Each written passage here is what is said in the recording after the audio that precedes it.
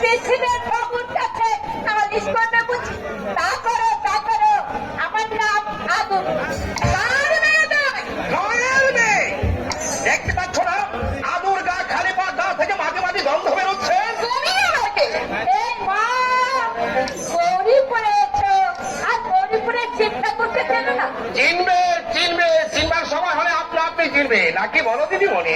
শোনো বেরিয়ে, অন্য মহিলার সঙ্গে কিভাবে কথা বলতে হয় তাও শেখনি। চাষার কথা বুদ্ধি। শোনো দিদিমণি, শোনো